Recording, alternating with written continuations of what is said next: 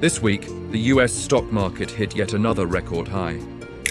But interestingly, it's not just the giants like Apple, Microsoft, or Nvidia driving the gains.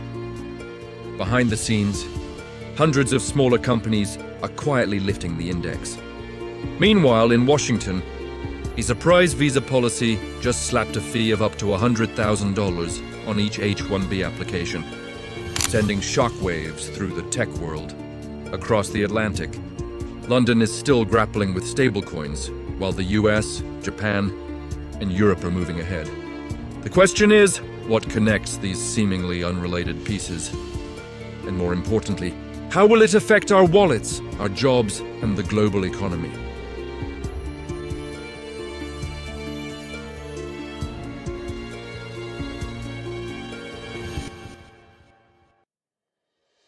First, let's look at the US market. The S&P 500 has risen more than 14% since the start of 2025, according to Reuters Breakingviews. What's noteworthy this time is that the gains aren't driven solely by the magnificent seven. The seven tech giants that make up 34% of the index, but also by the other 493 companies that are now recovering. According to Morgan Stanley, earnings per share for this broader group have returned to growth after a prolonged period of stagnation. In fact, the proportion of companies with upward earnings revisions by analysts has jumped as much as 35% in the past 3 months. In simple terms, the market is no longer reliant solely on Apple, Nvidia, or Microsoft. Mid and small cap companies are also helping to lift the index. This is a clear sign of a broadening rally, a market upswing that's spreading beyond just a handful of big names. Meanwhile, in Washington, the Trump administration has rolled out a controversial policy. According to Reuters Breakingviews, companies would have to pay up to $100,000 for each H-1B visa, the program for highly skilled foreign workers. There's also what's being called the Trump Gold Card, a fast-track immigration program priced at $1 million per slot. The stated goal is to offset lost revenue from corporate tax cuts while prioritizing jobs for American workers. In reality, though, Microsoft and Amazon, the two largest users of H-1B visas, had to issue urgent warnings to their employees since the policy was introduced with virtually no notice. If all 85,000 H-1B applications filed annually were charged the new fees, the government could collect $85 billion.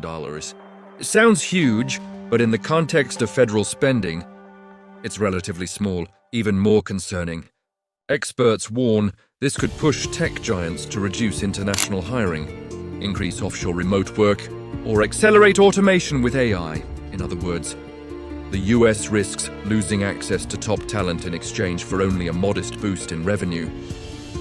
Before we dive into the next exciting part, let's take a quick break for something really interesting I want to share. Unic just kicked off their public token sale, the Unic IDO, ahead of their token generation event. 100,000 UN tokens are up for grabs, starting at 0.15, with prices climbing as supply runs out.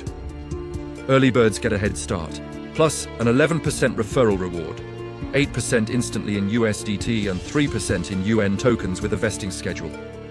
This is not financial advice. Always do your own research, and you can find more details through the link below. Now let's get back to the part you've been waiting for.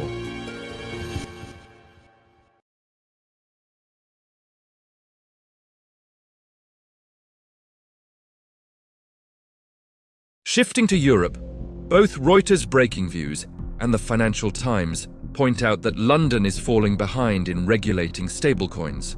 Japan, the EU, and the US already have clear legal frameworks, while the UK is still struggling. The Bank of England initially required stablecoins to be fully backed by accounts at the BOE, a rule that would have almost killed the business model. They later dropped that requirement, but proposed limits on how much stablecoin individuals and businesses can hold. $10,000, $20,000 for individuals, and a maximum of $10 million for companies.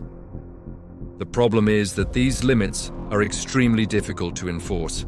Meanwhile, UK residents can still use stablecoins issued abroad, leaving the Bank of England unable to fully control them and exposing the country to the risk of dollarization.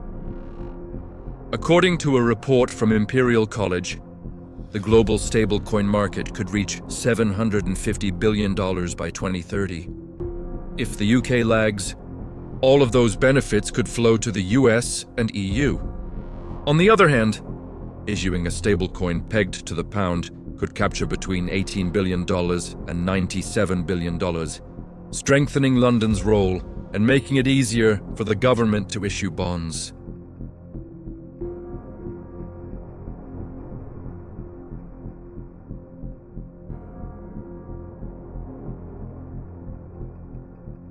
There's an interesting paradox. Wall Street is hitting record highs, yet money is flowing out. According to LSEG Lipper, in the week ending September 17th, US equity funds saw outflows of over $43 billion, the largest since December last year. Large cap funds lost $34 billion, mid cap lost $1.5 billion, and only small caps saw a modest inflow of $50 million. In contrast, bonds have become the favored safe haven. Bond funds experienced their 22nd consecutive week of inflows, adding $7.3 billion just last week. This shift signals that investors are moving from risk to safety. The main reason, after the Fed cut interest rates, the market heated up, pushing the S&P 500's PE ratio to 22.6, nearly a 20-year high. Investors are seizing the opportunity to take profits.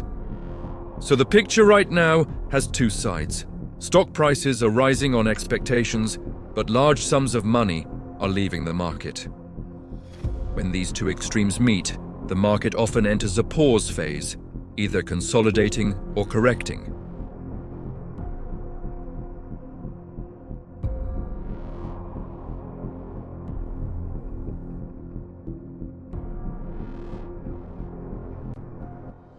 In the short term, the S&P 500 may continue to hold its highs, but it could become volatile if big tech undergoes a correction.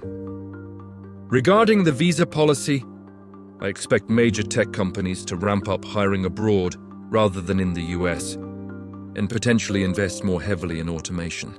This will not only create domestic social pressure, but also accelerate the adoption of AI. As for the UK, if it continues to hesitate, it risks losing its position as a fintech hub. On the other hand, timely action could see a pound-backed stablecoin become a strategic financial tool. So, in this week's global financial picture, we see many pieces coming together. Wall Street hitting record highs, even as money quietly flows out. The US tightening H-1B visas, forcing tech companies to rethink their staffing strategies. In London, still struggling with stablecoins while competitors forge ahead. What do these trends have in common? They all show that the financial world is changing rapidly, and every policy decision, every capital movement can have far-reaching effects, from investors' wallets and workers' jobs to the standing of entire economies. The key is not just to follow the record numbers, but to understand what's behind them. Who's pulling money out, who's gaining an edge, and which trends are likely to shape the future.